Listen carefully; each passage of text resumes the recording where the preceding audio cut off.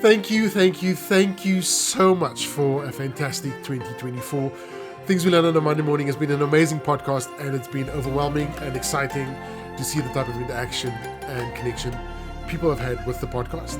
And by the way, this is just a short snippet of what is still planned for the rest of this year and a little bit of next year. So look out for some exciting conversations. But what I'm getting at is you've got to really love it.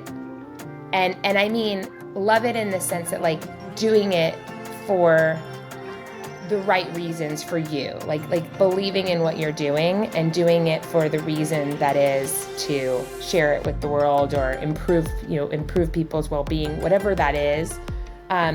Because so often, and especially in wellness, you get people who are like, oh, this looks like a really great business opportunity, but they don't really believe in it, and it's not something that is actually improving lives.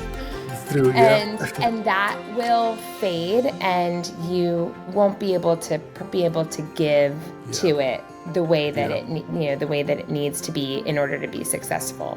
Yeah. So yeah, I just think it's the cliche of like loving what you do and not having to work a day in your life, but there is some truth to that, because if you don't, especially when you own your own business, you've really got to believe in it. That's actually the question is like, what is how does it transform one's day? What's the importance of that? So I think, it's about setting the tone. So obviously, if you have a really mindful morning routine, it's highly unlikely that you're going to have this really mindful morning routine and then, get in your car and like flip off the person who cut you off and then, like yell at somebody at work and then like haphazardly rush through cooking. I mean, this is about like making conscious choices to create a lifestyle where you're being present and doing one thing at a time and really considering how you're feeling throughout the process, like throughout it is whatever it is you're doing.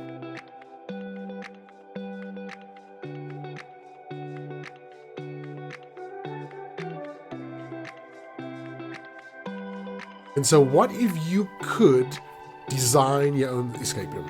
So, and what would it cost? What is the rationale? Why would you want to do it? And so I came across this article in Medium magazine, so it's really, really cool.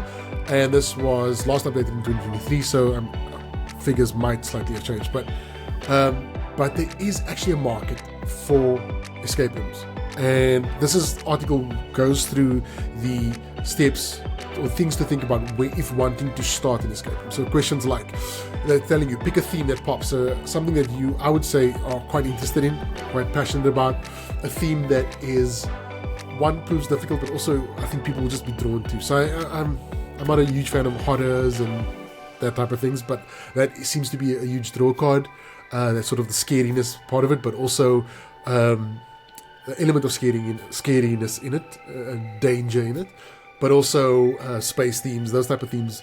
As long as it is interesting enough to be complex, but also easy enough to complete. So that's sort of that balance that you need to find. So also, if you want to be part of the podcast, want to be a contributor to the podcast, then just email me at jason@creativefluentsite.com, and then we'll take it from there. But otherwise, just remember one thing: podcasts are not for some, they're for everyone. And don't ever stop learning, because you never know where it might go.